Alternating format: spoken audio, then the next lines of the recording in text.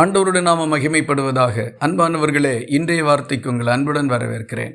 இன்றைய தியானத்துக்காக யோபுவின் புஸ்தகம் 27வது அதிகாரம் 5வது வசனத்தின் பிற்பகுதியை வாசிக்க கேட்போம். என் ஆவி பிரியும் மட்டும் என் உத்தமத்தை என்னை விட்டு விலக்கேன். வேதாகமத்திலே யோபு என்கிற மனிதன் உத்தமனும் சன்மார்க்கனும் தேவனுக்கு பயந்து பொல்லாப்புக்கு விலகுகிறவனுமாகிய ஒரு நல்ல மனுஷனாக இருந்தார். அவனை எப்படியாகிலும் உத்தம குணத்திலிருந்து விலக வைக்க வேண்டும் என்பதற்காக சாத்தான் மிக தீவிரமாக முயற்சி செய்தான். அந்த முயற்சியிலே யோபு தன்னுடைய ஆடு மாடுகள், ஒட்டகங்கள், கழுதைகள் என்று எல்லா சம்பத்தையும் இழக்க நேரிட்டது. இறுதியில் தன்னுடைய பிள்ளைகளையே அவர் இழந்து போக வேண்டிய நிலை வந்தது.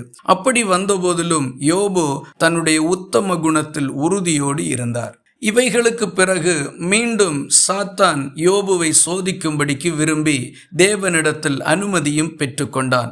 யோபு ஒரு நாளும் தன்னுடைய உத்தம குணத்திலிருந்து விலக மாட்டான் என்பதை நன்றாக அறிந்திருந்த தேவன் யோபுவை சோதிக்கும்படிக்கு சாத்தானுக்கு தைரியத்தோடு அனுமதி கொடுத்தார். இந்த முறை யோபுவினுடைய உச்சந்தலை முதல் உள்ளங்கால் வரைக்கும் கொடிய பருக்களால் சாத்தான் அவனை வாதித்தான். அவன் சாம்பலில் உட்கார்ந்திருந்த போது சாத்தான் யோபுவினுடைய மனைவியின் மூலமாக, நீர் இன்னும் உம்முடைய உத்தமத்தில் உறுதியாய் நிற்கிறீரோ, தேவனை தூஷித்து ஜீவனை விடும் என்று சொன்னாள். ஆனாலும் யோபு தேவனிடத்தில் நன்மையை பெற்ற நாம் தீமையை பெற வேண்டாமோ என்று சொல்லி அங்கேயும் தன்னுடைய உத்தம குணத்தை உறுதியாக நிரூபிக்கின்றார். இறுதியாக என் ஆவி பிரியும் மட்டும் என் உத்தமத்தை என்னை விட்டு விலக்கேன் என்று மிக தெளிவாக சொல்லுகின்றார். அன்பானவர்களே, நம்முடைய வாழ்க்கையில் மன உண்மையோடும் உத்தமத்தோடும் இருக்கின்றபடியினால் பல பிரச்சனைகளையும் சோதனைகளையும் நாம் சந்திக்க வேண்டியது வரலாம். நான் உண்மையாய் உத்தமமாய் இருந்த போதும் எனக்கு இந்த பிரச்சனைகள் வருகிறதே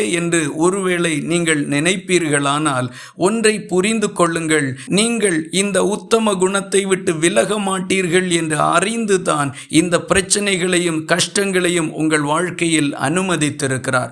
இந்த சோதனை உங்களை விழச் செய்வதற்கல்ல, உங்கள் உத்தம குணத்தை நிரூபிப்பதற்காக தேவன் கொடுத்திருக்கக்கூடிய ஒரு நல்ல வாய்ப்பு மட்டுமே தான். ஒவ்வொரு சூழ்நிலையிலையும் யோபு தன்னுடைய உத்தம குணத்தை நிரூபித்து கொண்டு வந்து கடைசியாக என் ஆவி பிரியும் மட்டும் என் உத்தமத்தை என்னை விட்டு விலக்கேன் என்று சொன்னது போல, என்ன வந்தாலும் நான் மன உண்மையோடும் உத்தமத்தோடும் வாழ்ந்து கொள்ளுகின்ற இந்த வாழ்க்கையை விட்டு விலக மாட்டேன் என்று உறுதிபட நாம் நிரூபிக்கின்ற போது சர்வ வல்லமையுள்ள தேவன் நம்முடைய உண்மைக்கும் உத்தம குணத்துக்கும் உரிய வெகுமதியோடு உங்களை சந்திக்க வருவார்.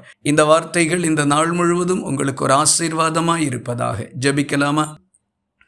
எங்களை நேசிக்கிற அன்பு நிறைந்த நல்ல ஆண்டவரே, நாங்கள் உம்மை நன்றியோடு துதிக்கிறோம். நாங்கள் எந்த சூழ்நிலையிலையும் உண்மையோடும் உத்தமத்தோடும் வாழ வேண்டும் என்றும், சோதனைகள் எங்களுடைய உத்தம குணத்தை நிரூபிப்பதற்குரிய வாய்ப்புகள் என்றும், முடிவிலே நீர் எங்களை நிறைவான ஆசீர்வாதங்களோடும் வெகுமதிகளோடும் சந்தித்து மேன்மைப்படுத்த வருவீர் என்றும் எங்களோடு பேசியிருக்கிறதற்காக உமக்கு ஸ்தோத்திரம். உம்முடைய வார்த்தைகளுக்கு எங்களை முழுவதும் ஒப்புக் கொடுக்கின்றோம். அப்படியே நிற்க பலப்படுத்தும். இயேசு கிறிஸ்து மூலம் வேண்டிக் கொள்கிறோம் எங்கள் அன்புள்ள நல்ல பிதாவே, ஆமேன். கர்த்தர் தாமே உங்களை ஆசீர்வதிப்பாராக.